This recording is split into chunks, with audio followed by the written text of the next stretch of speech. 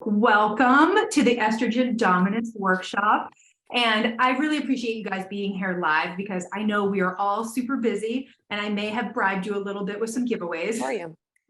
So I will giving those things away towards the end. I want to make sure I get through all the content and everything. And like I was saying, if you have questions, I am happy to stay on, answer questions. Just throw them in the chat box and I'll answer them all at the end. And I hope you guys don't mind a little pug distraction here. But you know, my best friend and snoring and whatnot. Okay, so let's get into this thing. So we'll start off with a welcome, kind of an agenda for today. And basically, you know, who I am, what I do. I'm Tina Haupert. I recognize some of the names in here today of people who have followed me for a very long time, but I am coming up on my 15-year anniversary as far as being on the internet and doing internet things. Nowadays, I started as a blogger, did the influencer thing back in the early days. And nowadays I am an FDN practitioner and I work with women one-on-one. We do a lot of functional testing, nutrition coaching. I also have put out a number of fitness programs. I wrote a macro cookbook. Shout out for the macro cookbook. It's on Amazon if you want to grab it. It's a good one. It's very straightforward. Lots of like easy recipes that don't require a million ingredients. I also have a YouTube channel, a podcast, and I just do a lot of things. but on the internet a really, really long time. And the reason why you should listen to me when it comes to this estrogen dominant stuff is I have worked with hundreds of women and I run the Dutch test on these women. So I see this pattern again and again, as far as estrogen just being out of balance. And we'll get into exactly, you know, what I'm talking about when, you know, we're talking about estrogen dominance and estrogen being out of balance and all those details. So we'll get there. But, you know, I have worked with so many women and our team has gotten women amazing results as far as how they feel and their weight loss goals and just being a much happier person altogether, because I do think hormonal imbalances can really like ruin your life in a sense. And I know that sounds kind of dramatic, but I feel like I dealt with hormonal imbalance basically, I don't want to say my whole life, but I remember being a teenager and having terrible cramps, GI issues along with those cramps, super duper heavy periods. I mean, that was in high school. So, I mean, all of this, you know, imbalance started many, many years ago. Then I went off to college and I started the pill at 18 years old. If you're adding, you know, synthetic, you know, fake estrogens to your body and you're shutting off your natural progesterone and your ovulation from the pill, you're 100% going to have some sort of estrogen dominance. So I went through college having those high estrogen symptoms. You know, I originally went on the pill to regulate my acne and like clear up my skin because I had struggled with acne for pretty much like my entire existence growing up. And yeah, like the pill, you know, didn't really regulate the acne. I was still getting hormonal breakouts. My periods were maybe a little bit better, but I think they were still pretty heavy. I was getting headaches. I had moodiness, weight gain. I was getting cellulite. I remember my breasts just being like always so sore. And that was back before they had like really good sports bras. But I remember wearing like 2 sports bras to work out because it was so uncomfortable for me to go running or do a step aerobics class or whatever I was doing there in college. So I just feel like I went through the ringer as far as these symptoms. And when I was 24, I even had a breast reduction. And I don't know if it was from the pill or whatnot, but I definitely noticed a difference in the size of my breasts. So I don't want to blame the pill just on that, but I just had so much hormonal imbalance throughout my life.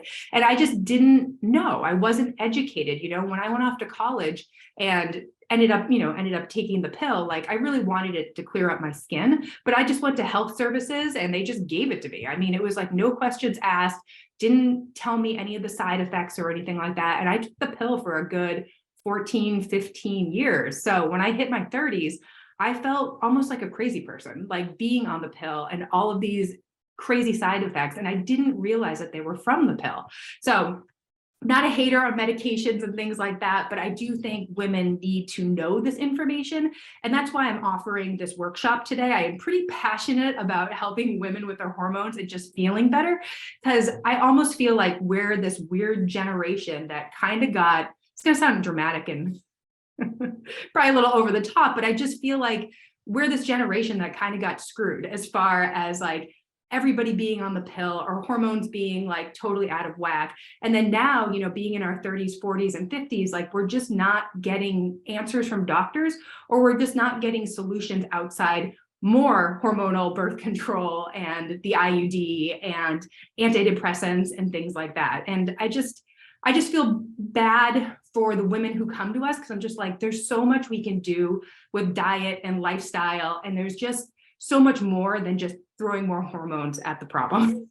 So that's kind of where I'm coming from. And I also want to point out, not a hater on the medications, no hate in the medication game. I mean, you need them time and place.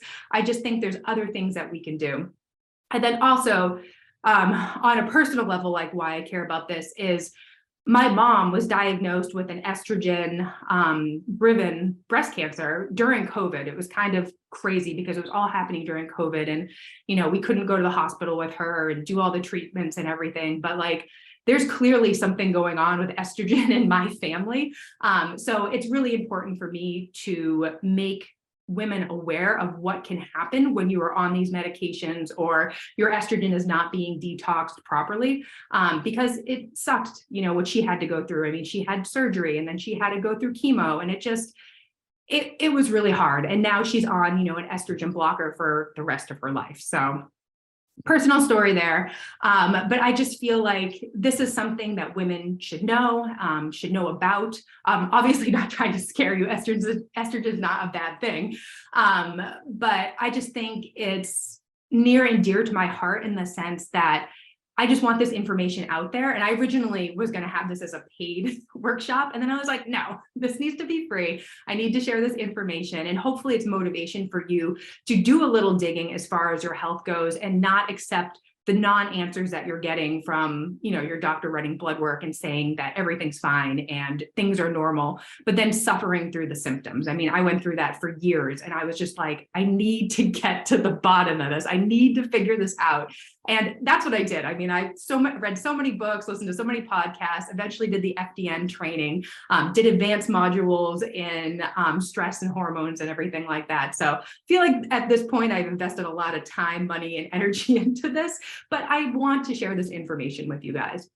And also, just to get a little like more cheesy on you guys, I was listening to this podcast the other day. It was a business podcast, but they were talking about entrepreneurs and just how like we're a special breed of people.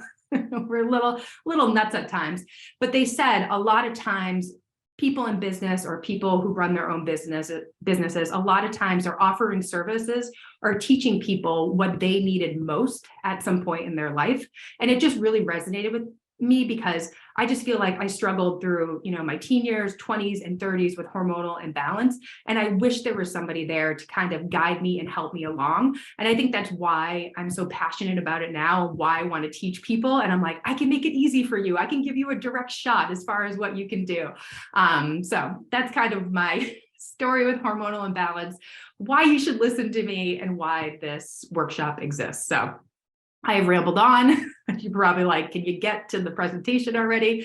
But I'm going to go through what estrogen dominance is all about, give you some solutions, real life things that you can start now and do today and start feeling better. Then we'll have the giveaway and there'll be a Q&A at the end. And like I said, I'll stay on as long as you guys would like me to. Okay, so what to expect today. So really, I want to help you just ditch the confusion and stress around hormones, like what the heck is going on. And I want you to know about some of the root causes of these imbalances and really what to do about them. And like I was saying, I want to give you a direct shot. I want you to stop wasting your time buying random supplements, trying things for 2 weeks, not getting results, but really just having you feel a whole lot better when it comes to your period and the PMS symptoms and helping you lose weight and really just to help you feel like yourself again. Because I can honestly tell you, there were times when I was on the pill, coming off the pill, where I was like, I don't even know who I am right now. I just feel like a crazy person. And I've told this story before, but there was one time I was standing at the kitchen sink and I was like doing dishes and whatnot.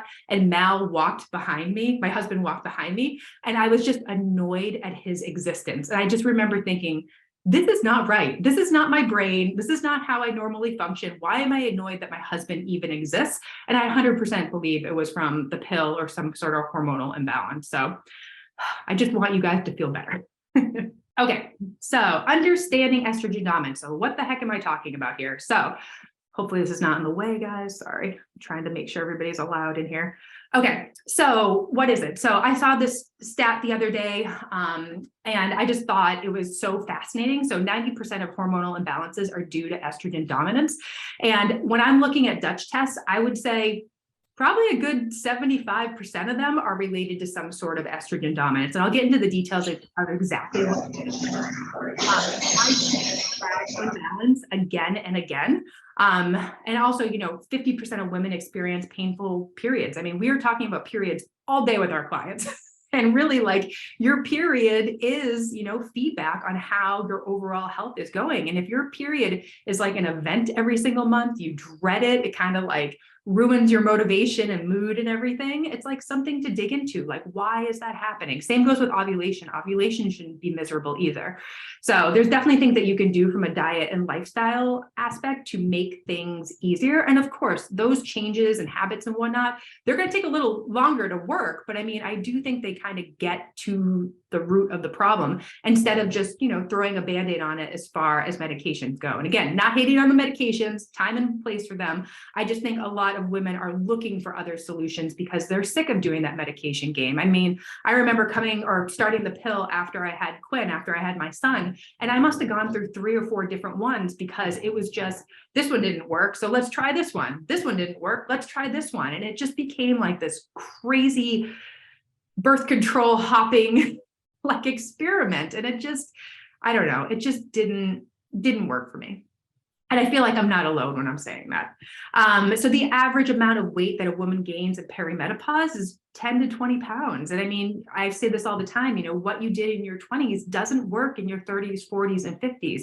So if you're somebody that is struggling with weight gain or like sudden weight gain, it could be hormonal for sure. And I mean, it drives me nuts when people say that weight loss is just calories in and calories out. And I was like, I wish it was that easy. If it was that easy, we'd all lose weight and not have an issue losing it and keeping it off. I do think hormones, metabolism, the thyroid, blood sugar control, all of that is so, so important as far as losing weight and maintaining that weight. So it's never one thing, but this transition into perimenopause where our hormones start to slow down is a crazy time. And I think you need to kind of get a hold of the hormones like now, so they don't get terrible, because that's the thing, this transition into perimenopause, it can be anywhere from 4 to 8 years, but it can also be 10 years or longer before you make that transition. And that's a long time to suffer with hormonal issues.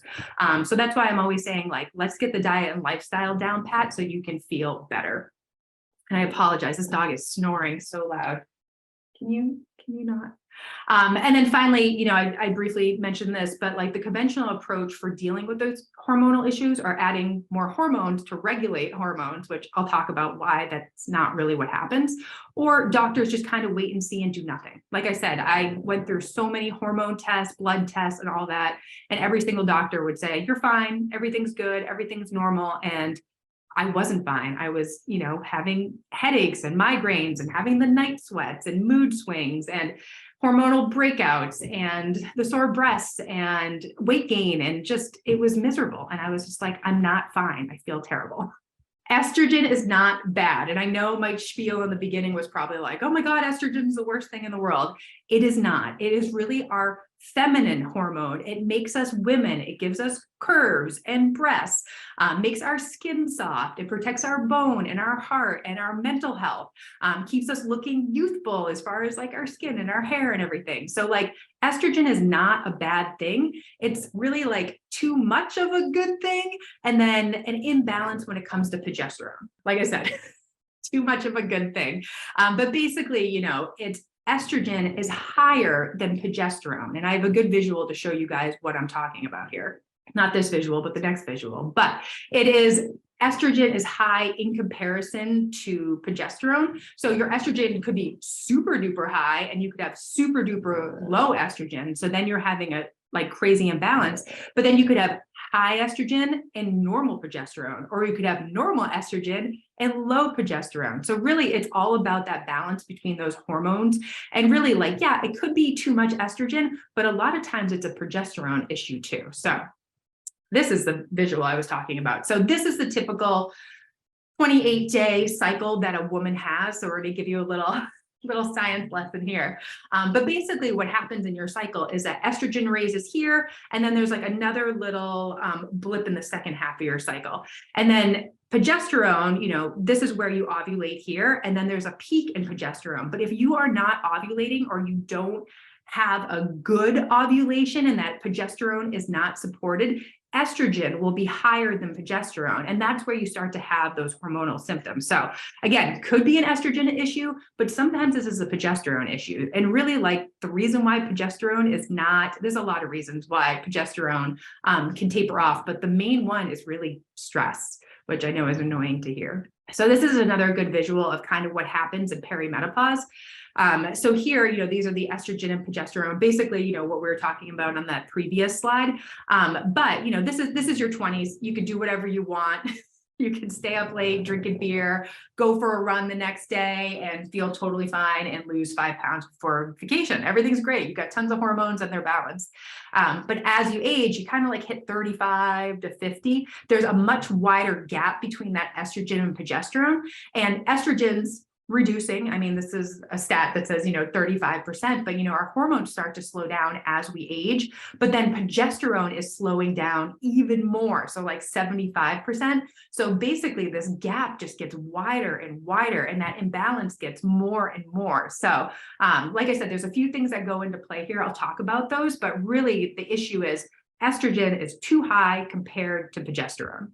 And this estrogen dominance can happen at any age, basically when you start having a period to menopause. So like I was saying, I dealt with hormonal imbalance like in my teens, in my 20s.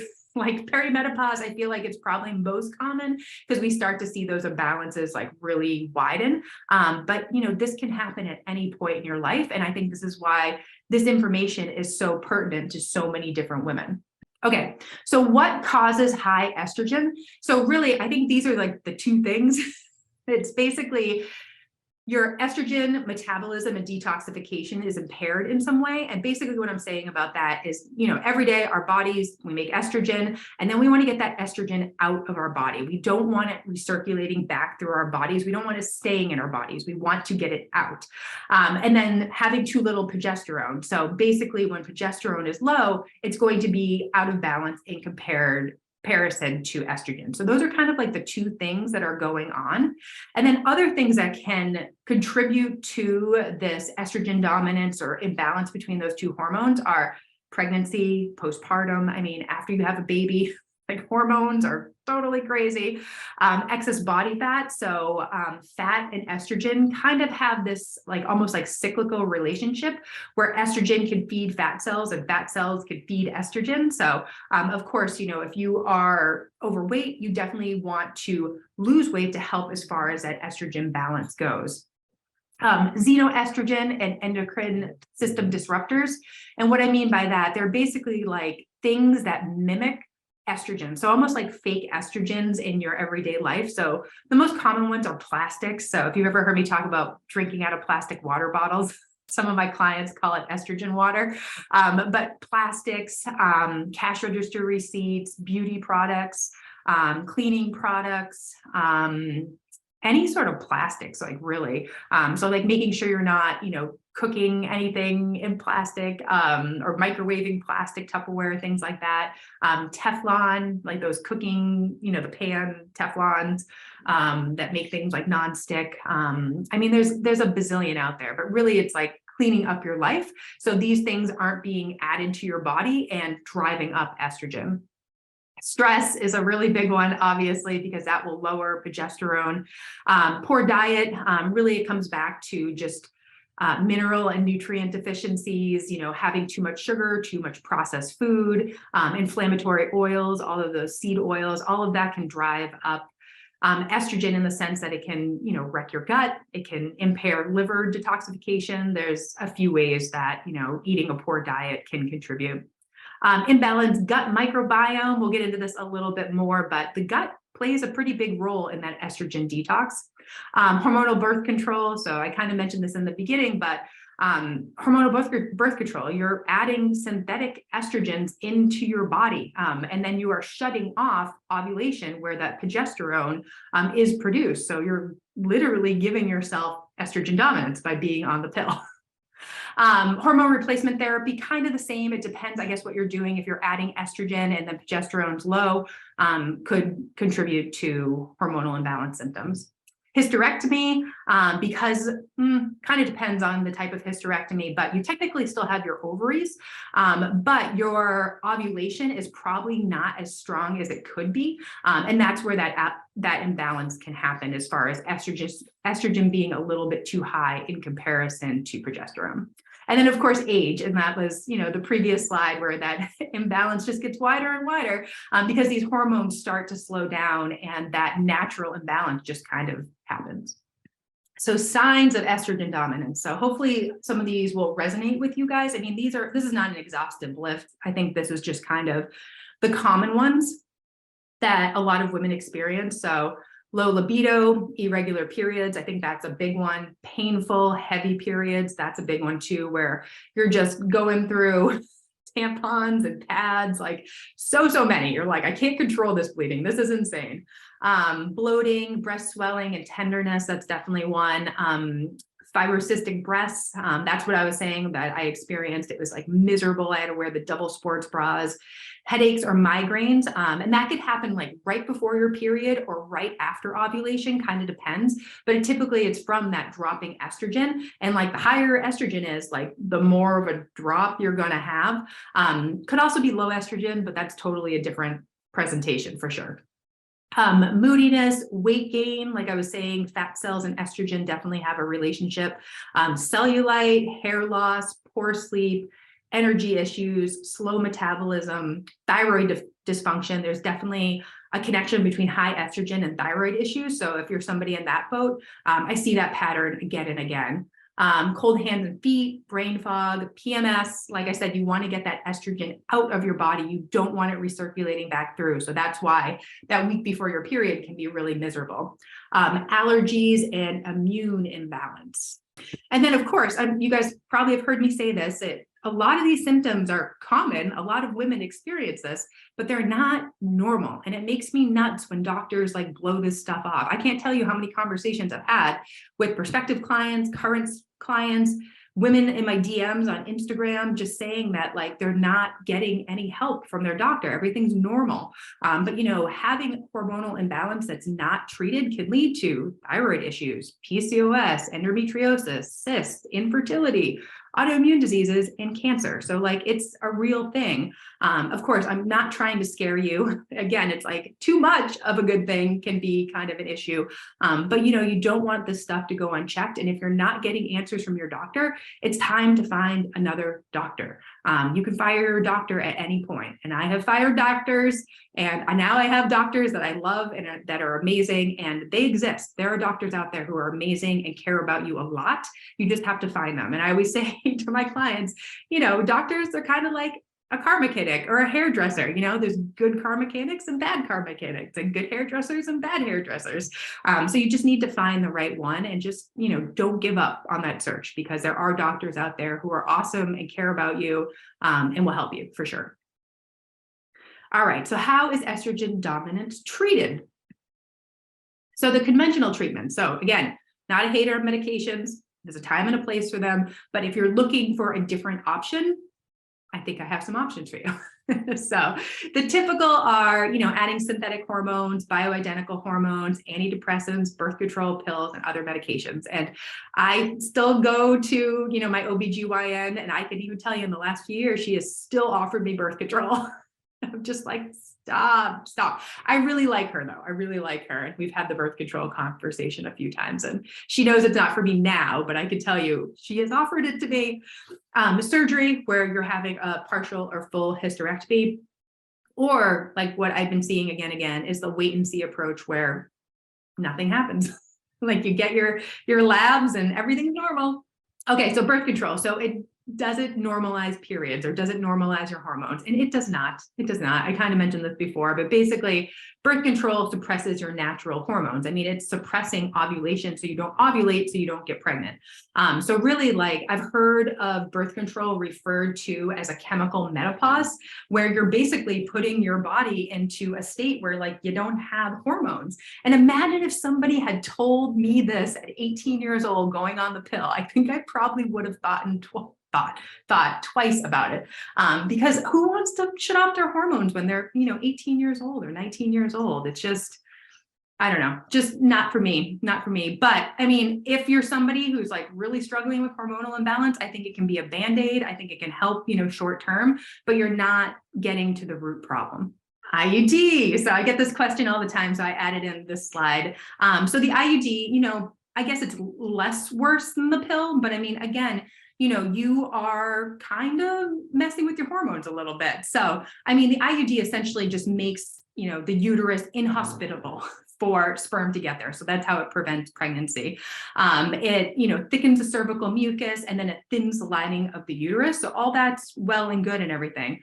But the synthetic progestin, so the fake progesterone, doesn't fully suppress ovulation. So you might still ovulate. So this is different than the pill, but the ovaries still continue to produce estrogen. So you're still having, estrogen in your system, but then you don't have that amazing progesterone anymore to balance it out. So, if you're on the IUD, it's kind of like setting you up for this estrogen dominance. And I think that's why some women complain about symptoms when they're on the IUD. Some people at the IUD, everything's great and wonderful. But over time, and as those like hormones slow down, you get more of that imbalance, it could be an issue. So again, not telling you what to do. Everybody has different reasons for, what they're doing with birth control and whatnot, but just wanted to make you aware of how this imbalance happens. And then copper IUD, I get this question all the time. So it doesn't have any hormones, so not necessarily messing with the hormones. Again, it's the copper's making the uterus inhospitable for the sperm so you don't get pregnant. But having heavy levels of copper in your body drives up your estrogen levels. And that's where you can essentially have estrogen dominance. So yeah, just two options for birth control, but can lead to estrogen dominance. Okay, so again, our approach at Carrots and Cake is addressing the root cause. Not a hater on medications. I'm going to keep giving that disclaimer. But, our approach is doing things with your diet, things with your lifestyle, changing your habits, maybe adding in a little supplementation to support what you're doing. But I think if you can get to the root cause, you're going to feel a whole lot better, feel a lot more balanced, and really, you should feel good every single day. You shouldn't feel like trash. You shouldn't be miserable during ovulation or your period, or hate your family, or yell at your dog. You should feel good pretty much every day. And I can honestly tell you, when I was on the pill dealing with hormonal imbalance, I did not feel okay. I didn't feel like myself. I was constantly cranky. And nowadays, a lot more balanced as far as my hormones. And I'm kind of that annoying, happy person for the most part. Makes such a difference. Okay, so 5 root causes of estrogen dominance and resolution. So number 1 is gut health. I mean, this is so important. I know you guys have heard this a million times. Obviously, I have ulcerative colitis, so I don't doubt that contributed to what was going on with my hormonal imbalance. But the gut hormone connection is a real thing. And basically, like what I was saying, when you are producing estrogen every single day, you want to get it out of your body. And part of that detoxification process is through your bowels. And I mean, through your urine too, but through your bowels. So if you're struggling with constipation, GI issues, digestion issues, things might not be getting out of your system. So if you're struggling with GI issues, I would definitely look at, what you are consuming, removing those processed foods, eating more whole foods, eating more fiber, eating more protein, eating more of the good stuff. I mean, those sugar alcohols that are in diet food, that stuff is so bad for your gut. And I see that way too much. And I've been there too. I ate a lot of those foods, the Quest bars and the Light and Fit yogurt and all that. It's not good for your gut. So I would just take a look at what's going on and what you're consuming and making sure you're treating your gut well. Number 2 is reducing exposure to xenoestrogens and endocrine system disruptors. So that's what I was kind of mentioning before about just the plastics and the cash register receipts and the cleaning products and things like that. Because when we are trying to get that excess estrogen out of our body, all of these things compete with it. So it's not like the body, like, detoxes one thing at a time, but if it has to detox all these different things, the estrogen's not going to get out. So I think the biggest recommendations are, choosing the highest quality food that you can get your hands on. Organic is great, certified organic, non-GMO, grass-fed, just doing your best. And I know it's expensive. I know it's harder to find. I mean, eggs are $6.99 for a dozen. It's like crazy town. But if you have the choice to go for the higher quality food, because a lot of the conventional food is loaded with estrogens, or it's loaded with glyphosate or pesticides or other chemicals that your body has to deal with. So like you just can nip it in the bud by making better choices on the quality of food.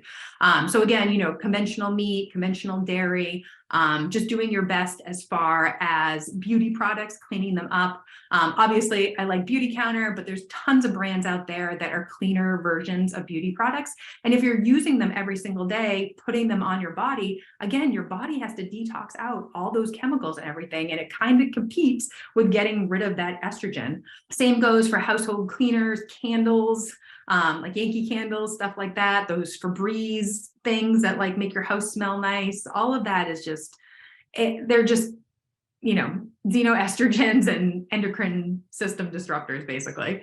Making sure your cookware is glass, ceramic, stainless steel, not using the Teflon and nonstick pans, not using the plastic, and doing your best just to not drink out of plastic. Like get your stainless steel water bottle, things like that. Number 3 is being kind to your liver and making sure your liver is working properly. So when estrogen is trying to get out of your body, I'm going to go into detail about this detoxification process too. But basically, there are 3 phases of estrogen detox. 2 happen in the liver. So basically what happens is that estrogen is packaged up nice and neat in the phase 1, and then it becomes water soluble in the second half, and then it goes out as far as like your urine and your bowels and all that. And phase 3 is estrogen getting out through your gut and your bowels and whatnot. But anyways, you guys are getting a whole science lesson here. But with the liver, like you just want to treat your liver nice. I mean, don't consume a ton of alcohol. I mean, I was in the habit of having like the glass of wine every single night. I mean, during COVID, I think we were drinking every single night. But all of that alcohol, again, it's another thing competing to get out of your body. And if you think about alcohol, that is a toxin. Like your liver is going to prioritize that and essentially kind of like push the estrogen and the toxins to the back of the bus, but you want that stuff to get out. So I was even saying to a client, and I did a reel about this, but like around ovulation, when all your hormones are like super duper high, could be a time to lay off the alcohol because you're adding more things to your body that your liver needs to do something with. So it could be just a little life hack there. I mean, I pay attention to ovulation and what's happening then. And then as far as like the nutrients that the liver needs, as far as detoxification goes, the B vitamins, folate, zinc, selenium, magnesium, and protein, it needs those amino acids. So simply, adding more of these to your diet can be a really, really good way to support the liver. Also adding in like bitter foods, like bitter greens, like actual bitters, could be a good way to help with that liver detoxification. The 4th way is managing your weight. So I had talked about this, like estrogen and fat cells kind of have this relationship. So, if you're somebody that has really high estrogen, losing weight can be really helpful. So making sure you're ditching the sugar, eating enough protein, eating more whole foods, balancing your hormones. You're probably like, no kidding. Dealing with stress, doing what makes you happy, and getting in activity every day. And then stress, reducing stress. I know this is the most annoying thing to hear. Like everybody knows that they need to reduce stress, but stress will deplete that progesterone. And I see that again and again with women. They have the high estrogen, low progesterone, and then we look at their cortisol and it's either like through the roof or it's bottomed out. So they definitely go hand in hand. So of course, picking and choosing stress reduction techniques that work for you. But I really think it is about just doing less and cutting yourself a little bit of slack as far as how much you can do and should be doing. Okay, foods for estrogen balance. So these are just some of the top foods. And what I tell clients every single week, just add some of these to your grocery shopping list, make sure you're eating them every single day, and just really prioritizing these foods. Okay, cruciferous vegetables. These are magical. So they have something called DIM in them, and you may have heard about DIM as a supplement, but DIM is also in all sorts of cruciferous veggies and can really help as far as that estrogen detox. It can help with symptoms, acne, PMS, excess belly fat, all of that. So just adding as many, cruciferous veggies, broccoli, cauliflower, Brussels sprouts, kale, cabbage, but just going nuts with them, and really like adding them to your diet every single day. Cultured food. So going back to the gut microbiome and just, making sure things are balanced, but getting those pre and probiotic foods. So, yogurt, coconut yogurt, kefir, kimchi. Kimchi is delicious. Just throw that on whatever you're eating. It's so good. Fermented vegetables, miso, sauerkraut, kombucha. But any of those can help as far as supporting the gut and the gut microbiome. A couple of hormone superfoods. Broccoli sprouts. So these are a little hard to find. You can find them at Whole Foods, but they're almost like alfalfa sprouts or, just sprouts that you would put on like a sandwich or a salad or something like that. But they have just way more sulforaphane in them. And sulforaphane is the precursor to DIM. So basically sulforaphane can turn into DIM, but has like a ton of it. So if you can find these at like Whole Foods or your grocery store, you can throw them on salads. You can throw them into like anything. I mean, a sandwich, they're delicious. They're just crunchy and wonderful. And then spirulina can be another good superfood. So it has bioavailable iodine, which is good for hormonal health, thyroid health. It can help as far as adding some B vitamins, some copper, some iron, some magnesium. So that's another food. The taste is a little, but can add it to a smoothie or something.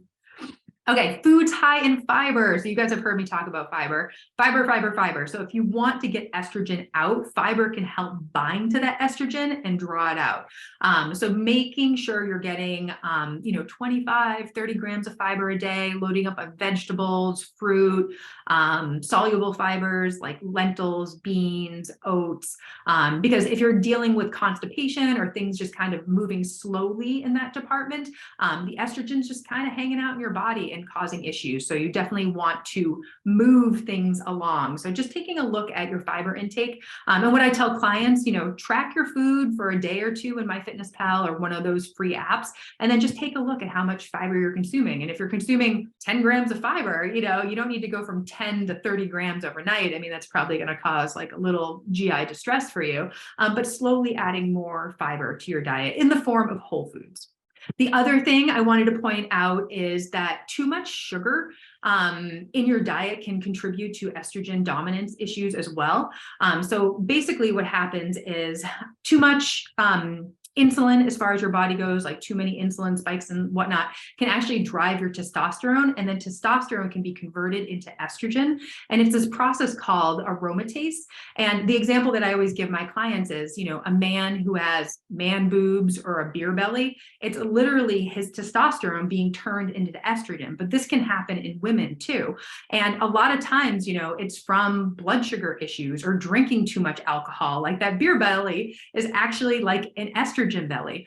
So making sure, you're managing your blood sugar, you're eating regular meals throughout the day, and you're really like avoiding those high glycemic carbohydrates, too much sugar, processed foods, all the stuff that we know we shouldn't eat. But instead, really going for those slow digesting, low glycemic carbohydrates. They can be really supportive as far as supporting progesterone in that second half of your cycle where you really need it. And they can also like help you balance your blood sugar, feel a lot more full. I tell clients to like go nuts on this stuff because I do think it keeps your blood sugar a little bit more steady, because that's the thing with blood sugar. You don't want it too high. You don't want it too low. I think we're always hearing about high blood sugar, but low blood sugar is an issue for people too. And that's where some of the weight gain can happen as well. So you just want to keep blood sugar as steady, keep your blood sugar as steady as possible throughout the day. And so this is where I'm like, you shouldn't be skipping meals. Make sure you're eating regular meals throughout the day. And really, some of my favorite sources are beans and lentils and squashes, carrots, parsnips, berries, grapefruit.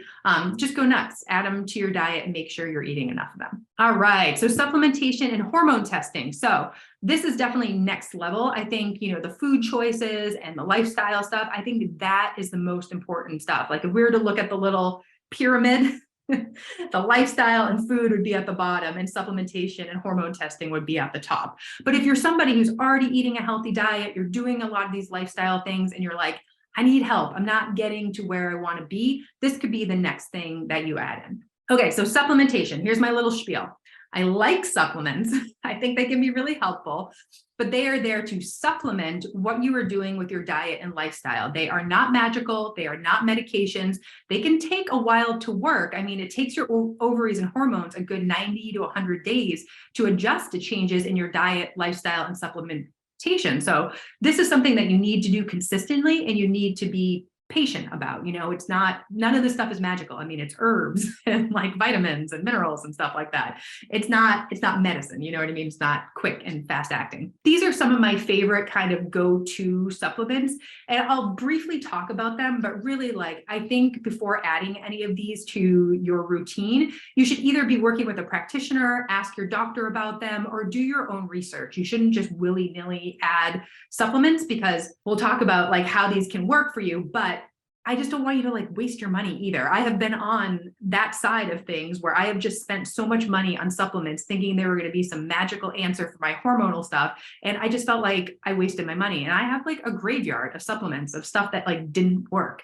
So really, this is just me saying, like, don't waste your money on stuff you don't know what they're going to do for you and how they work. And if you're not doing all the other stuff too, because the diet and lifestyle is way more important. So anyways, calcium D-glutarate, this is the brand. These are the brands that I prefer as far as like good quality supplements.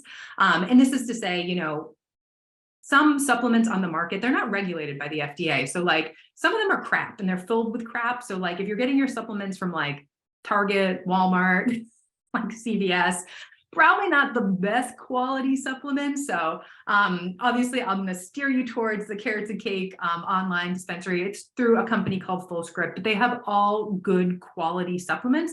And if you're going to spend your money, like spend it on something good and quality, not something with a bunch of fillers and weird stuff that your body doesn't need.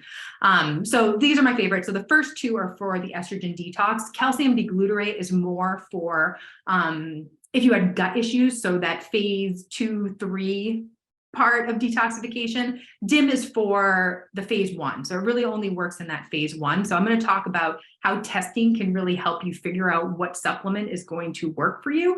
I mean, you could always just throw supplements at it, see if it works. But I mean, we just go for a more targeted approach with what we're doing. Like, we don't want to be guessing for people, which is why we run these tests. And we have that data for you so you can use the right supplements and get good results. And I'll show you what I'm talking about in a second. Progesterone drops and Vitex or Chastree, this can help as far as boosting progesterone. So these are good if you know that you're struggling with low progesterone symptoms. And the progesterone drop, just to point out, you should only be using them in the second half of your cycle to kind of mimic what's happening with progesterone. And then this liver support, bile support, constipation support, these are all from Cellcore. And really, if you're somebody that feels like they have detox issues, I think the common symptoms are constipation, breakout, skin issues, eczema, psoriasis, could be headaches, rashes, histamine responses, stuff like that. All of that could be related to detoxification. And, this combination is great. You actually need strong bile to make sure you're moving that estrogen out too. So these three are amazing. And like I said, if you want to get them, you could get them. Obviously, like, I am not telling anybody to get any of these. I'm not recommending them to you. Like, really, this is on you to talk to your doctor or practitioner and do your own thing as far as the supplements go. Happy to answer questions about them too. Okay, so this is what I was talking about, why DIM might work in a certain phase and the other supplements might work elsewhere. So this is what they call like, I've heard it called the bathtub analogy or the toilet bowl analogy. Basically, this is like the toilet. And if there's a clog in the toilet, like you really need to clear the drain. You know what I mean? As far as like getting out the estrogen. Hopefully this analogy is going to work. But this DIM, I don't know what these drawings are. I apologize if you guys can see those. I don't know what's happening. The DIM, so can work in the first phase of detoxification. Oops, sorry, guys. But the DIM works in the first phase of detoxification, and the calcium deglutarate works in that second phase of detoxification. And what I'm talking about here is what we can see on the Dutch test. So this is like the estrogen detox section of the Dutch. And this is why this test is so amazing and wonderful. Because if you ran the Dutch, or if you ran like blood work to see what your estrogen was, it would say, this is your estrogen, this is the level, and that would be kind of the end of it. And it would be in range or out of range. And lots of doctors don't really do anything besides offer you hormonal birth control or something like that.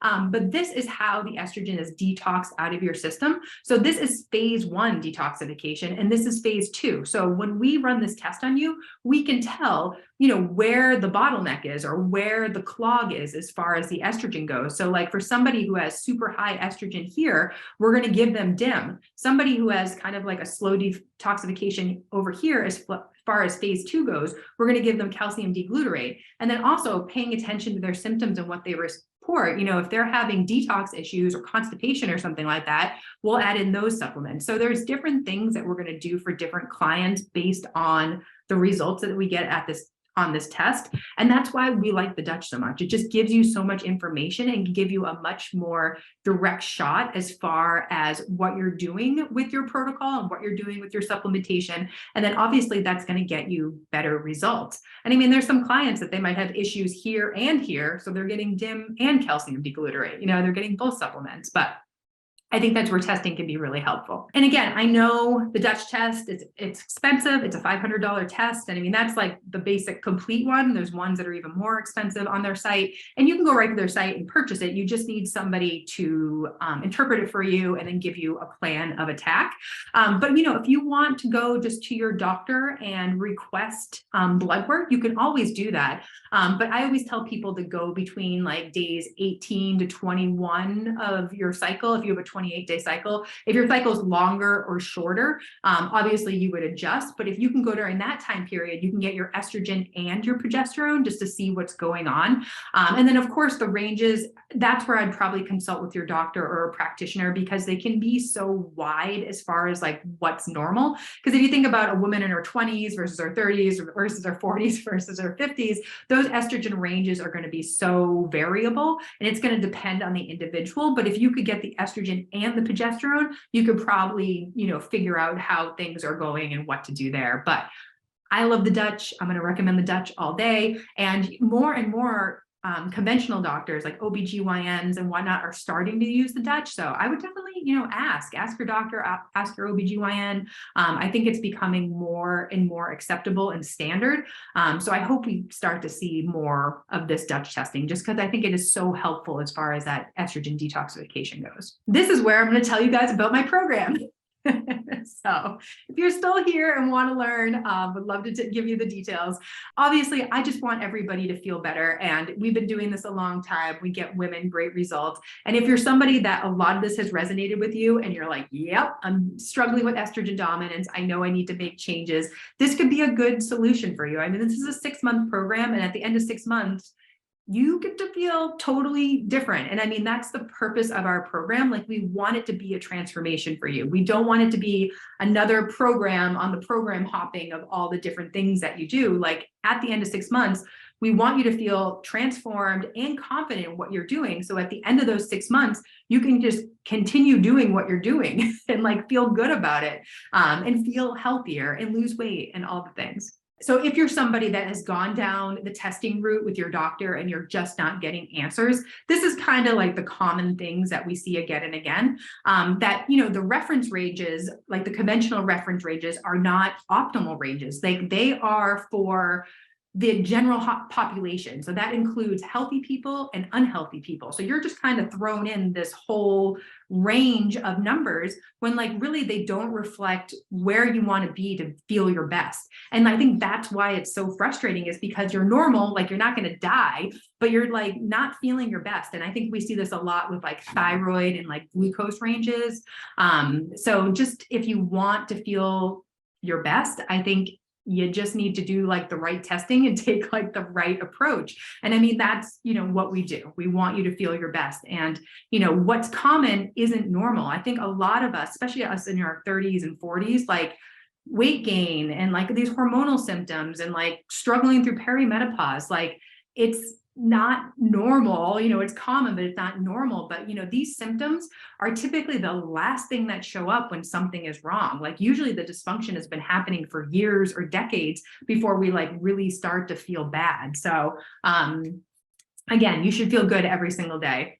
And then what blood tests show often requires further investigation. And like a lot of doctors kind of leave you with dead ends. So like the thyroid or the glucose stuff, I feel like is a perfect example. Like they'll run your TSH, but TSH is like just a tiny part. It's a signal from your brain to your thyroid. Like you don't know how much thyroid hormone's in your body. You don't know if it's the active form of thyroid. So there's like a lot of questions that are left out there. And unless you're really you really advocate for yourself, I just feel like you don't get the answers that you want. And then you get the answers and then like there's no direction as far as what to do. It's just medications or surgery. So all this to say, you know, with like the hormonal stuff, like, you know, it's not just happening out of nowhere. Like you're not waking up one day with hormonal imbalance. It's probably been coming for a while. And if you're not getting answers and not feeling your best, you know, time to do something else. So obviously we offer the Dutch test in our program. It's very comprehensive. It's the dried test for comprehensive hormones,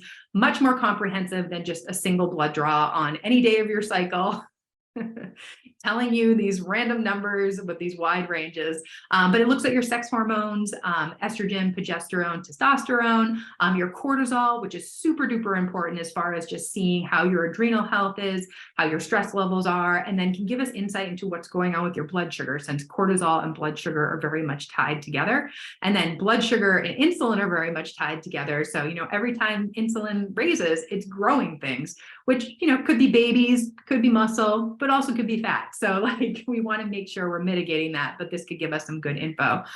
There's also a cortisol pattern on the test that can give us insight into what's going on with your thyroid. I mean, this isn't testing your thyroid. The only way to do that is through blood, but it can give us some insights into your thyroid. The estrogen detox pathways I showed you, aromatase, that process of testosterone being turned into estrogen. And of course, there's things that we can do as far as diet, lifestyle, supplementation to stop that process. And then there's this 5-alpha pathway where the androgens go down. So if you are somebody struggling with PCOS, androgenic symptoms as far as like acne, hair loss, hair where you don't want it, like chin hairs and things like that, irritability, oily skin, weight gain, I think we can get some insights on why those androgens are going down that pathway, and we can make some changes with diet and lifestyle to make sure those androgens are going elsewhere. So it's an awesome test. I love it. It's my favorite test.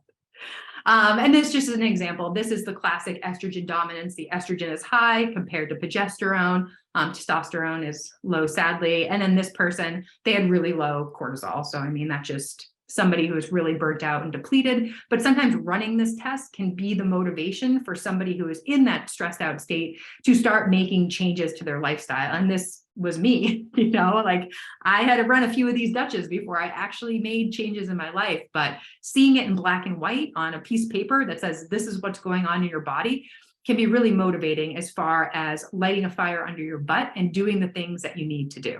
And then also we offer mineral testing with the Dutch in our program. So minerals run the enzymes that run your hormones. So if there is any sort of mineral imbalance, you can always backtrack it, or any sort of hormonal imbalance, you can always backtrack it to the minerals. So that's why we run these tests together, and they can be really helpful as far as metabolism goes and, you know, what's going on with that. But the minerals, I mean, if you're struggling with hormones, definitely could be mineral related, you know, fatigue, period pain, insulin resistance, excess estrogen. So we could even see it sometimes on the Dutch. thyroid issues, PMS. And I mean, this is a cellular test, so it's a little bit different than like a urine test or a blood test. But I swear by the minerals, love the minerals. And I do think like my fatigue and my energy issues have definitely improved since doing all the mineral stuff. So this is just a section of the HTMA, but these different ratios can give us insight into different parts of the body and systems of the body. So you can find out if your body is in a fight or flight state, like a really stressed out state, your vitality as far as like your stress in your adrenals, your thyroid, blood sugar, estrogen, hormones. So like this test can give you a lot of good information from a mineral standpoint. So this is our program. This is what it is in a nutshell. Basically, it's 6 months of tailored support from our team. We start off with the testing, so the Dutch and the HTMA.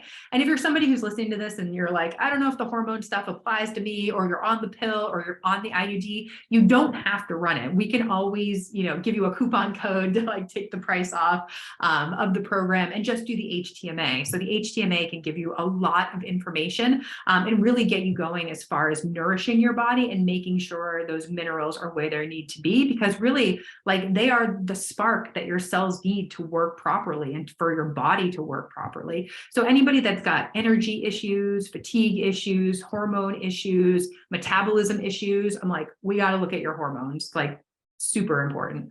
But anyways, our approach is super personalized. Like we communicate with our clients over WhatsApp. We are talking to our clients all the time. And, the more we know about you, the more we can help you. And our program is not cookie cutter. Like we don't just give you a food list and macros and send you on your way. We really try to get to know you. So we can help you. We can help you through different challenges, give you food ideas, help you with your workouts. But we start with the testing. And I think the testing can be really helpful as far as giving you a direct shot, as far as like what you're doing with your diet, your lifestyle, your workouts, because there's like a million things that you could do to be healthy. So instead of like throwing spaghetti at a wall, buying random supplements, trying random programs, like we're giving you a targeted approach. So we are prioritizing the things that are going to move the dial for you as far as your health goes, your fat loss goals. And I just think it makes things a little bit more simple, because I have been there. I have been overwhelmed. We have clients come to us all the time. They're super overwhelmed. They're like, I don't know what to do. I don't know how much to eat. I'm worried I'm exercising too much or not enough or whatever it is. And I think we just do a really good job as far as focusing your efforts so you don't feel like a chicken with its head cut off doing a million things. And then if you can focus on doing fewer things better, I do think you get better results. I mean, it really is about consistency and doing the right things. I think the testing can be really helpful as far as giving you that data so you know what to do. Okay, so this is our special offer for you guys on this call or anybody that signed up for this workshop. But basically what we're doing is that if you are interested in this program, we'd love to have you. If you're somebody that is sick of the BS, you just want some answers, you want to lose weight, you want to feel better, like this has resonated with you as far as symptoms and just like not feeling your best, or just you're over it, basically. Our program, 6 months long, we're offering a deal where you can save $205 off the price and get a free HTMA at the end of the program for a retest. And I love a retest because you get to see how much progress you made. And the mineral stuff, if you focus on the minerals and nourishing your body and eating the right foods, maybe a little bit of supplementation, like you can see changes on that HTMA within 4 to 6 months. It is so great to see. So basically, when you are all in on our program, you're paying in full, you can save $200, $205, and then get that free HTMA at the end of the program for the retest. So basically, you would get the HTMA, the Dutch, and then the retest. And, it's good, $600, a little over $600 savings. So it's a really good deal. And after this presentation, I will send out the recording. I'll send out all the details. And of course, if you're ready to sign up, go for it. If you have questions, just reply to the email. We're happy to help you and answer questions. Like I know it's an investment. It's 6 months of your life, time, money, energy. So we want to just make sure you're ready for it. We obviously are ready for it. We always give 110% with our clients.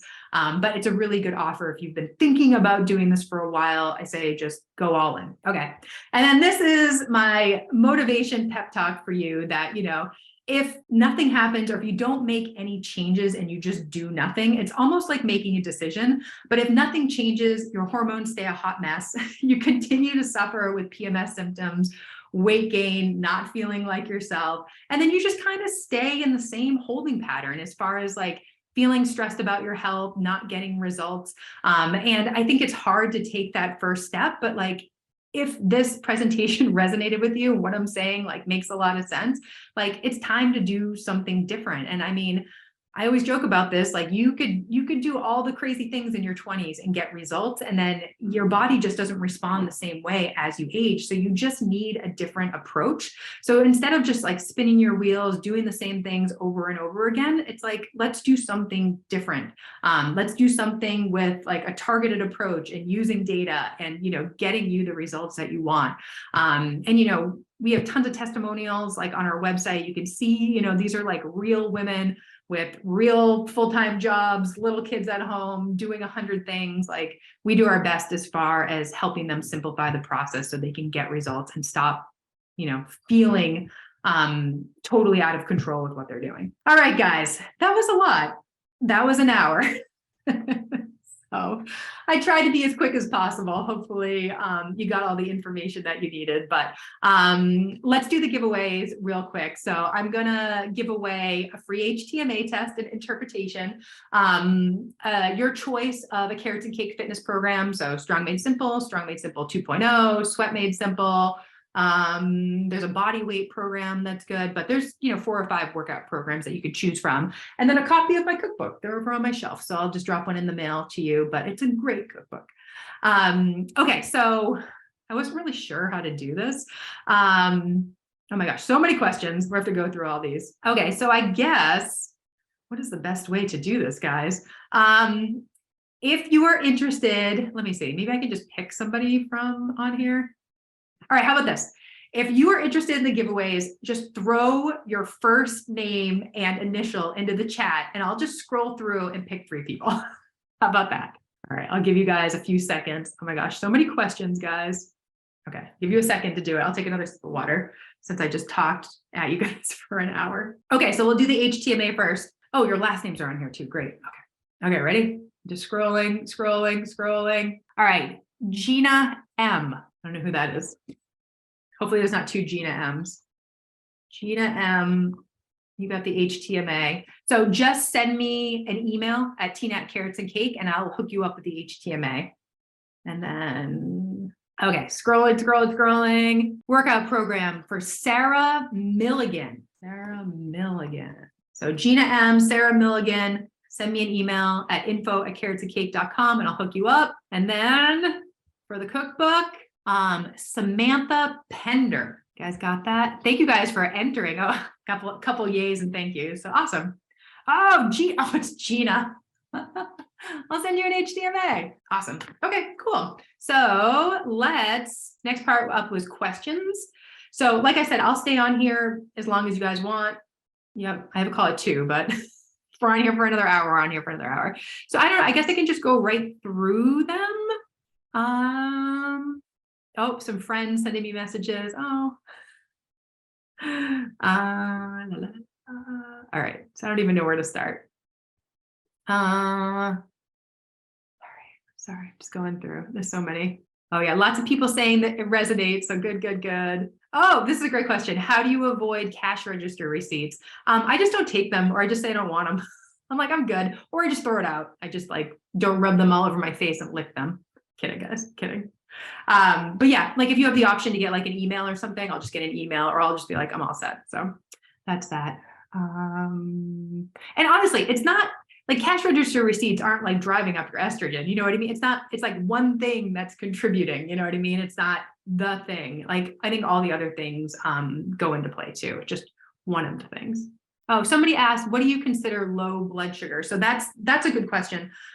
So what I was saying about blood sugar is that I think we're just hearing about high blood sugar a lot, but like if your blood sugar is unstable or you're doing like a little too much activity or you're not eating enough food or you're skipping meals or doing the intermittent or too much intermittent fasting, you could struggle with blood sugar. And I think like the big issues or the big symptoms of blood sugar issues are fatigue, low energy, you get really, really hangry. I have a client who said like she felt like she was almost going to pass out in the shower.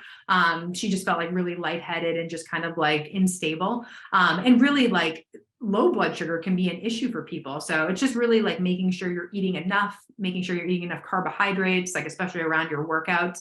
But yeah, I feel like a lot of people are just so worried about the high blood sugar, but low blood sugar is a real issue for people too.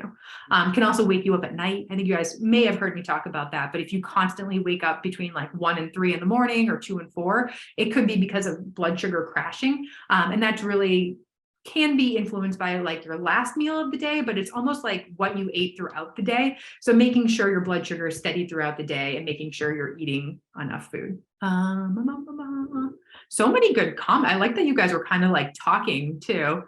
Oh, great question. Can you get hormonal testing with a hormonal IUD? Kinda. So sometimes we'll do it for people on the Dutch and we kind of know what to expect. Like we'll probably see like the hormones pretty low, like the progesterone, especially because the Dutch only reads natural hormones. It's not going to read the synthetic hormones. So like a lot of times we'll just see kind of like low hormones. I mean, you could always get your blood tested to see, you know, like what shows up there. But with the Dutch, it's kind of like a maybe. We can always run the copper, or if you have the copper IUD, we can always do the testing because there's no hormones in that. But the Mirena, it's like a Mirena or the Skylar. I think that's the other one. There's a few out there, aren't there?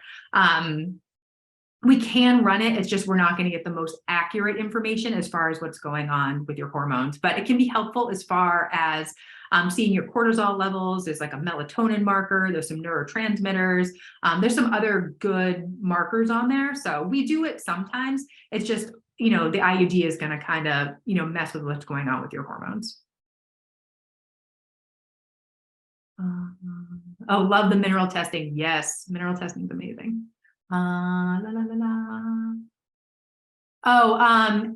Question about HSA dollars covering costs. So I think it depends on your insurance plan, but like if you have a card, like almost like a credit card, you could always, you know, enter it on our site and see if it works. I think sometimes it does, sometimes it doesn't. It really just depends. But if you can use it like a credit card, yeah, 100%.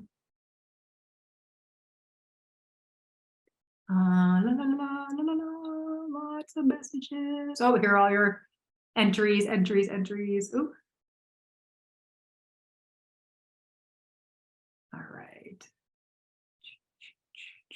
Okay. Oh, what is the cost of the programs? I probably should have mentioned that, huh? Sorry, guys. So if you want to be all in for our program, that offer that we have, so it's $3,800, and that's for 6 months. It includes both tests, the HTMA, the Dutch test, and then also the retest of the HTMA at the end of the program. And then it includes 5 months of one-on-one coaching with your coach. So basically what happens, you sign up, there's some paperwork for you to fill out. It's all online, it's HIPAA compliant, all that. But once you fill out that paperwork, we'll order your labs for you. They come in the mail, and then you do them at home. Both of them are at-home tests. So the Dutch is a urine test. You like basically urinate on these little strips of paper, send them off to the lab. And then the hair test is a hair test. So you just cut like a little piece of hair. I usually tell people do it in the back. Nobody will ever notice it's gone. Send it off to the lab. And then while you're doing these tests, we do an intake call with you where we review your medical history, your symptoms, just get all the details on like what is happening with you. Like we want to get to know you. We want to know what you're struggling with. We want to know what your goals are. But we really get clear on like what's going on with you and what you want to achieve and, you know, what you're looking for in a coach and everything. So that intake call is really us just gathering information. And then when your tests come in, we do an interpretation. So we go through the results, you know, pull out all the major findings and everything. And then we also create a protocol for you. And it's very personalized. So we use what we got from your intake call, from your intake forms, what we find on the test, correlate everything together. And then we give you specific recommendations in 5 different areas. So in our FDN training, we are trained in the Dress for Success protocol. So they have recommendations for diet, rest, exercise, stress reduction, and supplementation. So you get recommendations for all 5 of those areas. And in the FDN world, they believe that all 5 of those pillars are equal weight and just as important as the other one. So it's not just diet, it's not just the macros, it's not just your workouts, it's all the things together. And then as far as supplements go, we are not crazy supplementers. I know some practitioners will send you home with 20 different supplements. And being somebody who is very, very sick and struggling with their health, I've had practitioners give me that many supplements and I hated it. It was very, very expensive.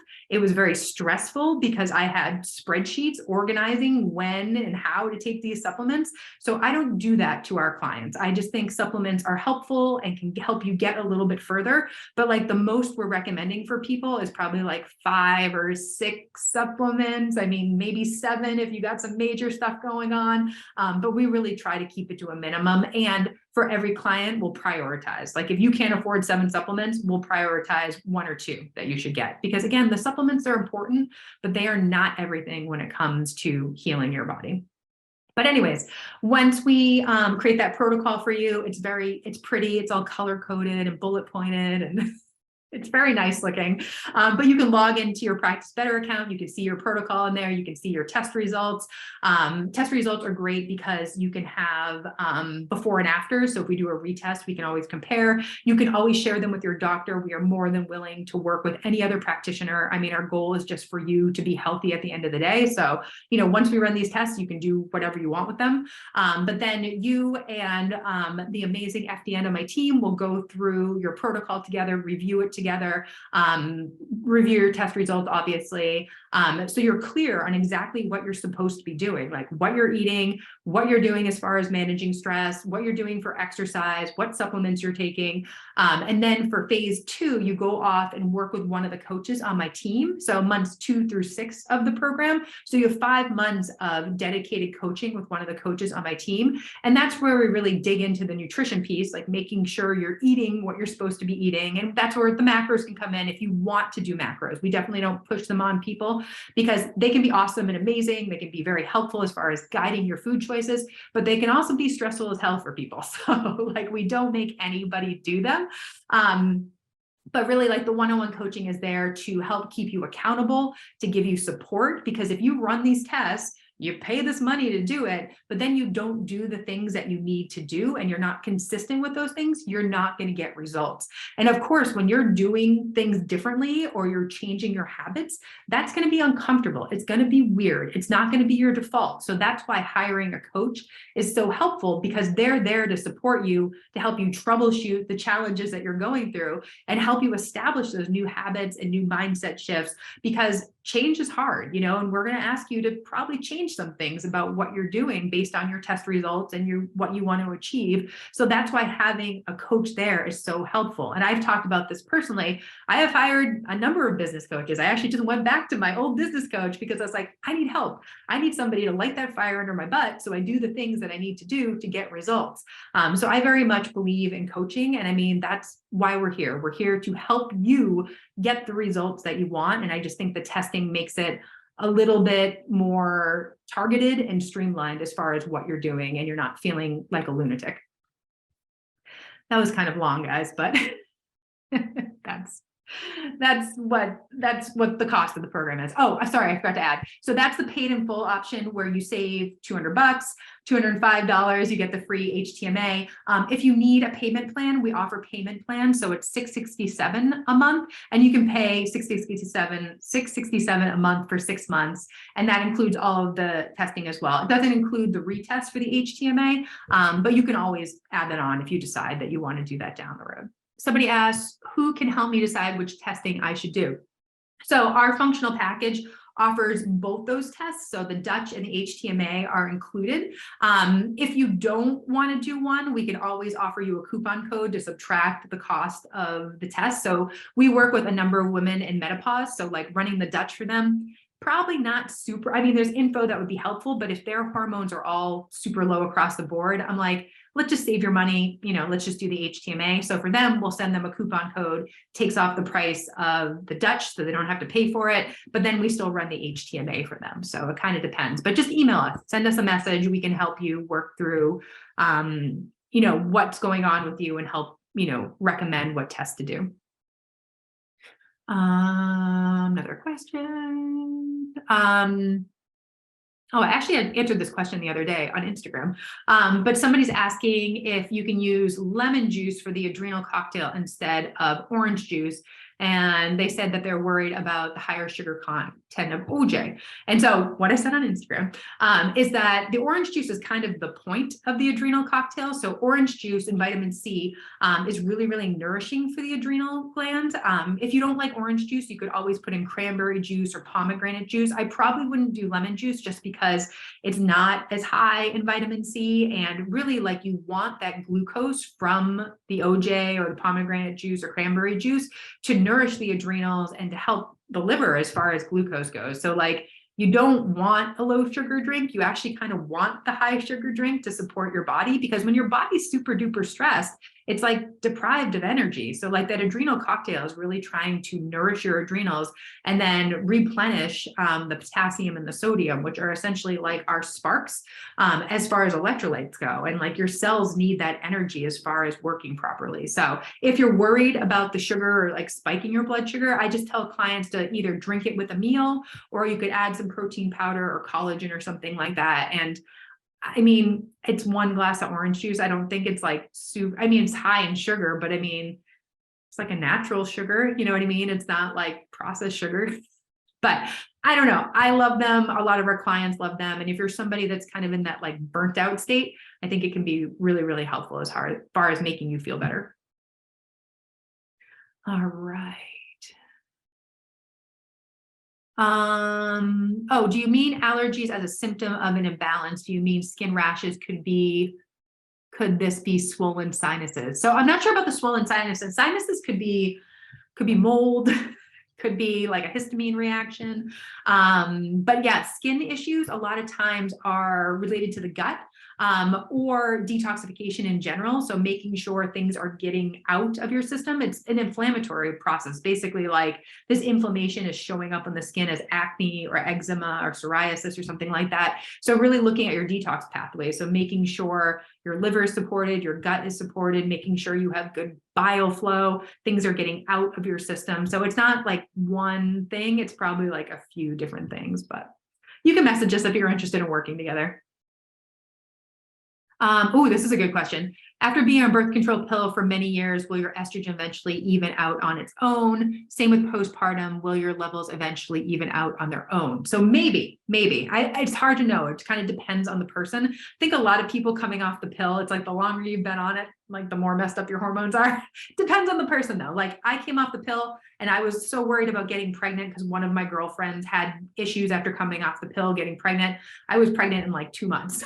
So like, it just depends on the person and like how things work. But the thing about those synthetic estrogens is that they're stored in your fat and your tissues and things like that. So it could take a while for them to move where they need to be. And it really depends like on your overall stress levels too, because like if your progesterone has been shut off for however many years, you know, being on the pill and suppressing that ovulation, you know, it might take a while for it to come back or to be as strong. And if you're super stressed out, that progesterone is not going to be strong. So I just think it kind of sets you up for estrogen dominance. But you know, a test could be really helpful as far as seeing what's going on. And again, I love testing because it just gives you straight answers, but you don't need a test. Like if you have all these symptoms and you're like, oh my God, this is me, like do the diet things, do the lifestyle things, maybe try out some of those supplements.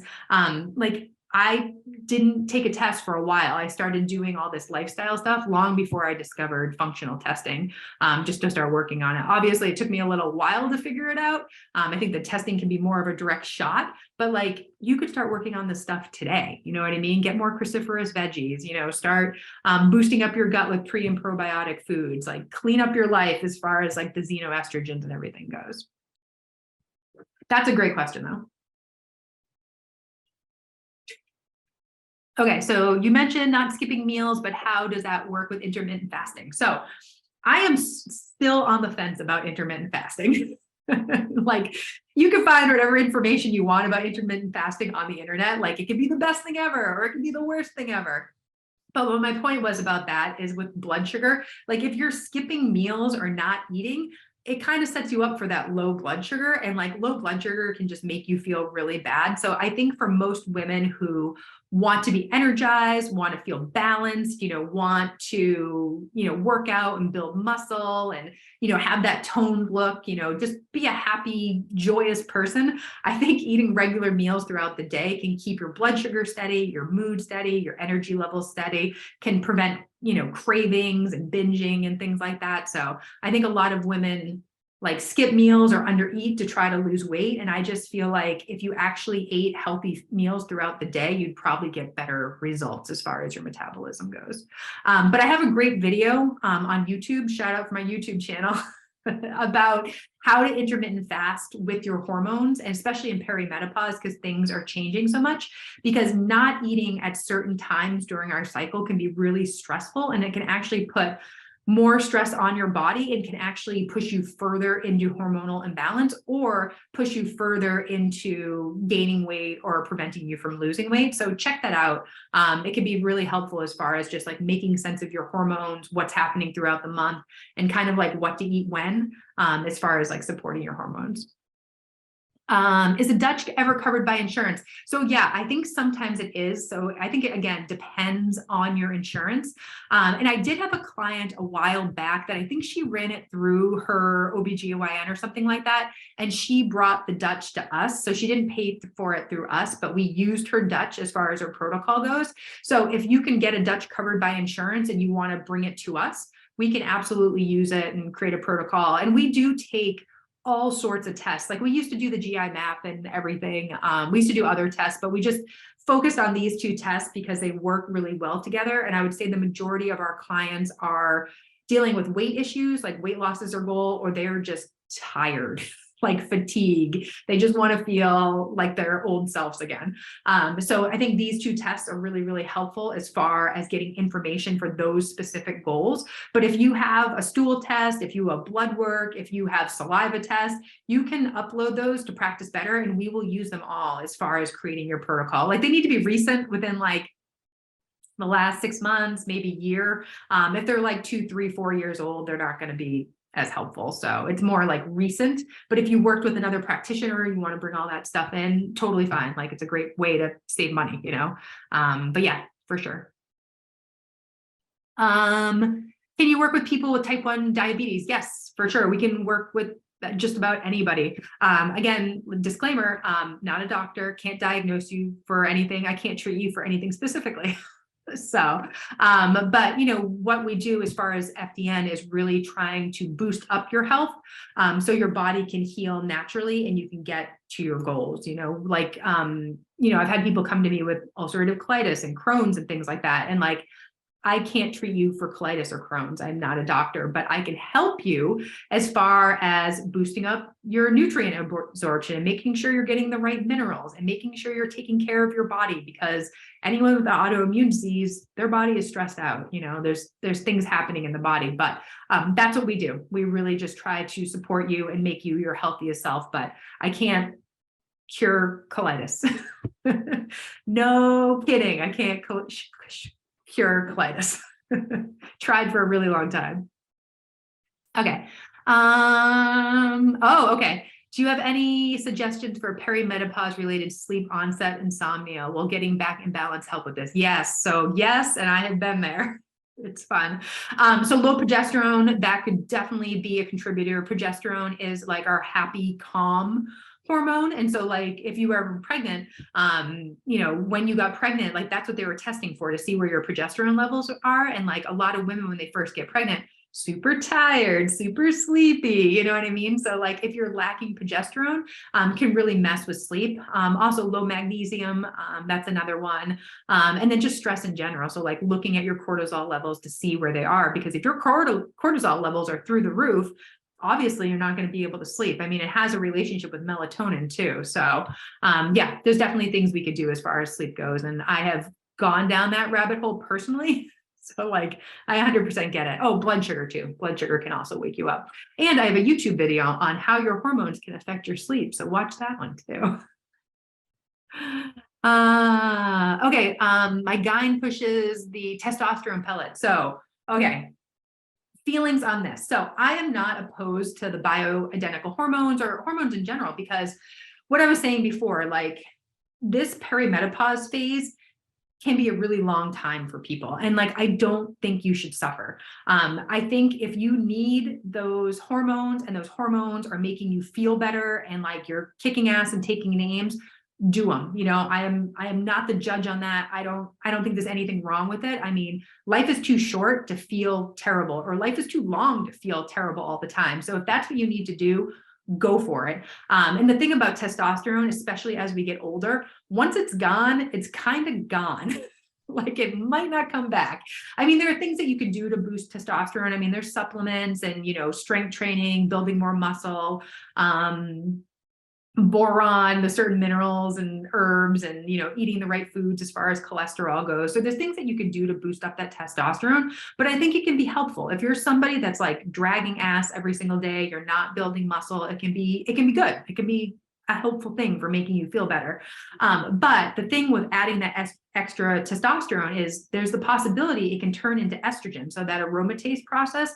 So you could add in some DIM, you could add in some pomegranate, saw palmetto, things to block that process. And then just making sure you're not drinking a ton of alcohol, driving up that blood sugar. But yeah, I mean, I have friends that do testosterone creams and pellets and all that, and it can be really helpful. Like some people just feel so much better, so much more balanced. They have their libido back. So I think it can be right for the right person. It's just our approach at Carrots and Cake is always the natural stuff. We might do a little hormonal supplementation. We'll do natural progesterone, things like that.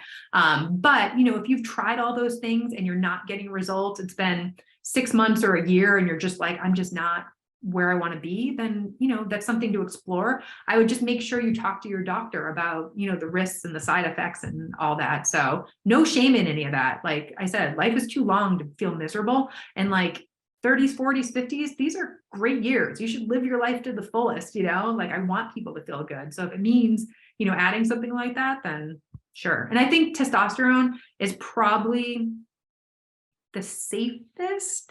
I mean, I don't know that for sure, but like adding estrogen just always makes me kind of nervous before. If you're going to add estrogen, I would do the Dutch and just see what your detox pathways look like before you add any sort of estrogen. Oh my gosh, so many questions, guys. Okay, question. I've had fibroids 3 times, small fibroids. Oh, estrogen dominant. I'm too low. Okay, so she's saying that she had high estrogen, fibroids, and now estrogen's low. Started IVF.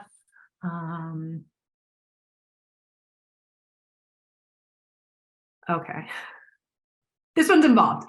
Okay. So, this is my guess. And I've seen this in some clients too. So estrogen can drive fibroids, endometriosis, things like that. I know it's kind of inconclusive on some of this stuff, but there is some connection between high estrogen and some of these things that grow. There's actually a detox pathway on the Dutch that can give you some insight into whether it is driving, you know, cysts and fibroids and endometriosis. So the Dutch could be a really good way to see kind of what's going on with that estrogen detox. But we had a client very, very similar, was dealing with fibroids, and then all of a sudden she had low estrogen.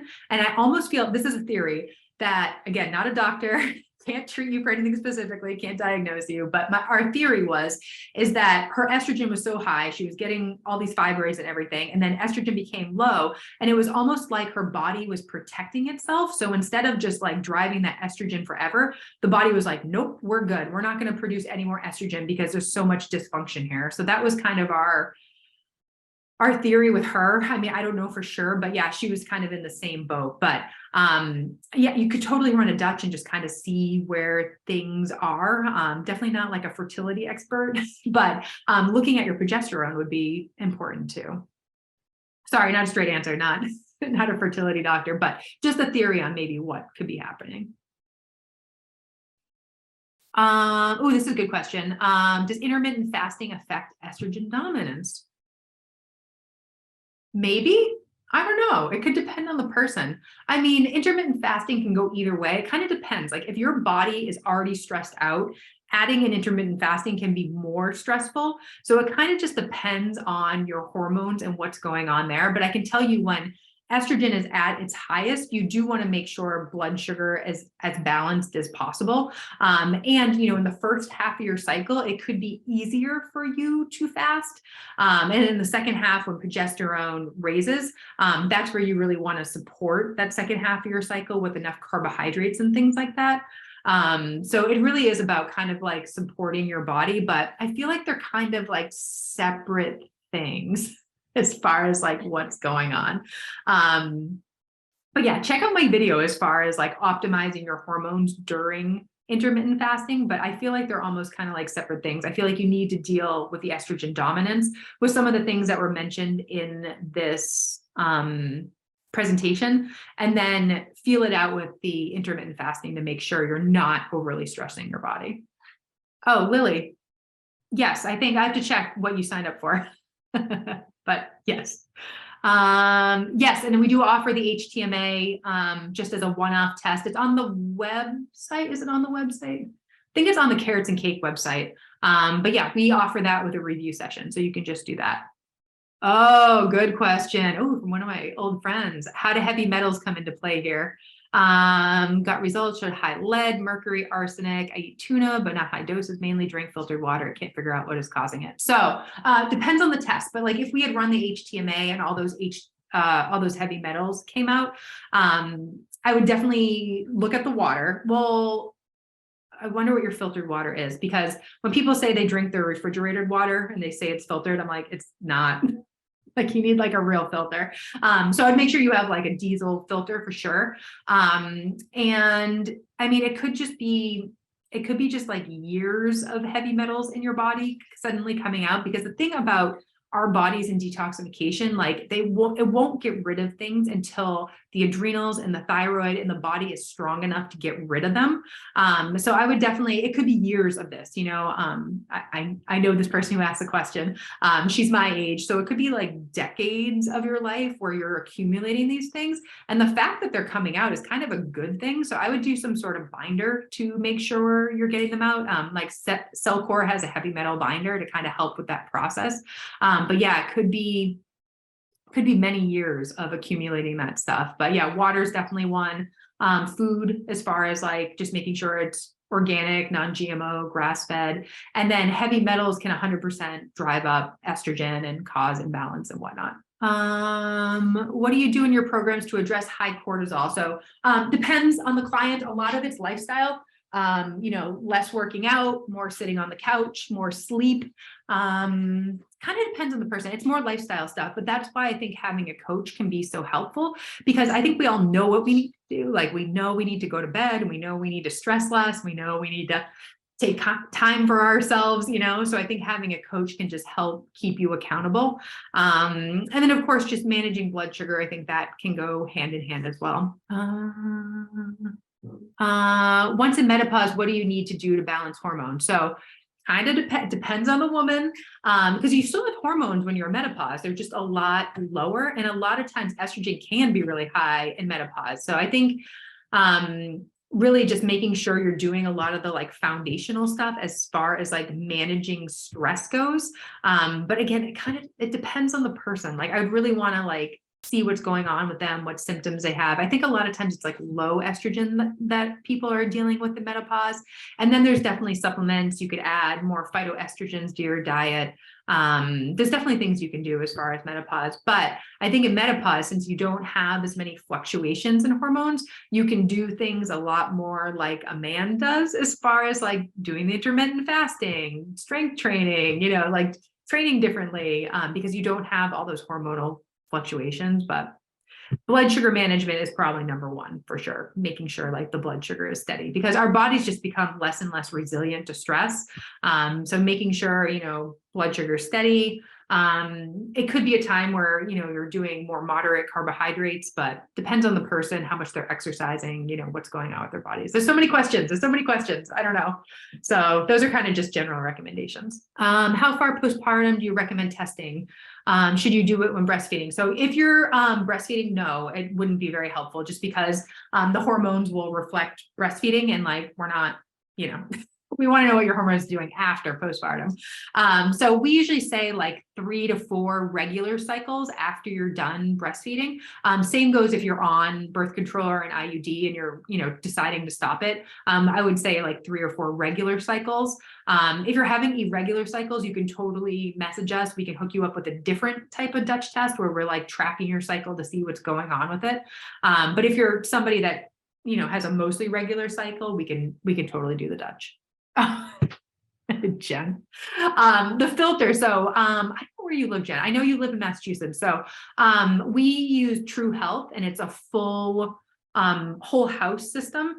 It was really expensive, I'm not going to lie. But it filters all of our water, our cooking water, our bathing water, all that. So True Health, they're down here somewhere on the South Shore, but you could always do a BERKEY. And that's what we did for the first couple years that we lived in this house, because our water is atrocious here in Hanover. So the EWG has a tap water database where you can check to see what your tap water is all about as far as contaminants and whatnot.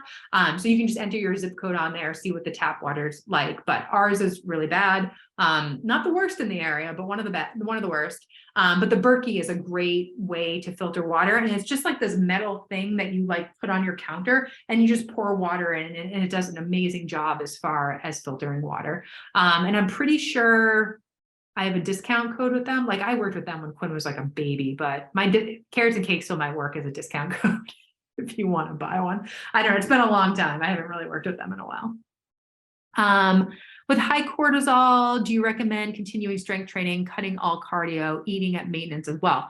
Yeah, so exactly. With high cortisol, I probably wouldn't cut all strength training. I would just make sure it's not like intense. Like I wouldn't do like CrossFit or like, I don't know, CrossFit, if it's like a short workout, I think you could probably handle it, but like, I wouldn't do like long endurance training or like kettlebells or boot camps or things like that, but you could still do strength training. I think it's important as far as building muscle, and more muscle you have on your body, the more sensitive your body is to insulin. So it can make your body deal with blood sugar and glucose and all that better. So I think building muscle is really important, but you might just want to make the intensity more moderate. And then you could also do shorter workouts more frequently. So that's what I did when I was dealing with all my cortisol issues. So my workouts were like 30 minutes or less, but I would do like 3 or 4 a week, and then just make sure you're getting plenty of sleep. You're not crazy sore after your workouts. And yeah, I'd probably eat at maintenance, just to make sure you're fueling your body enough. And then of course you need to eat enough to build muscle, because muscle just doesn't come out of nowhere. So like if you're really focused on strength training, building muscle, yeah, eating at maintenance is probably your buddy. And then also probably eating before and after workouts too, just to optimize blood sugar levels and, take some of that stress off the body for sure. But yeah, I would still do it. I just wouldn't go hardcore on it. Do you recommend Dutch for women with premature ovarian failure? Maybe. I guess it depends like what information you're looking for, but it could be helpful. I mean, it looks at all your sex hormones, it looks at your cortisol, melatonin, there's neurotransmitter markers on there, organic acids. I mean, it's a ton of information, but yeah, it just kind of depends what information you're looking for. All right, guys, there's still people on here. This has been long. All right, guys, I think that's the end of the questions. I mean, if you have any more, throw them in here real quick, but I'm going to wrap up, and I'll get this recording to you guys, and then all the details. If you want to sign up and work with us, we'd love to have you. And then if you have questions, just send us an email at info@carrotsandcake. You can also set up a discovery call if you want to have a conversation with me. But yeah, I think it's a great program. I think it's a great program because it combines kind of the straightforward approach to like the actual like executable lifestyle diet, like what do I actually need to use? Oh, got a couple. The whole house water system called True Health. And I think they're in Hingham, maybe. Don Scammell is the owner. He's my buddy. We talk about fluoride and things all the time. Does seed cycling help with balanced hormones? So it can. I wouldn't necessarily use it for estrogen dominance. Like it could help, kind of depends on the person, but you're adding all of those polyunsaturated fats and those fats into your diet. So it could maybe make estrogen dominance worse. So it probably wouldn't be like my first choice. I'd probably use it for somebody who had like low hormones or like missing cycles, like irregular cycles, things like that. But it wouldn't be my first choice for estrogen dominance. All right, guys. Well, thank you guys so much for attending. I know this was really long. Hopefully you enjoyed it. And I hope that I do more of these. I have a few other topics that I want to cover. So keep a lookout for those. And yeah, if you guys want to work with us, you know where to find us. And I'll send all those details out shortly. But have a great day, guys. And thank you so much for joining me today.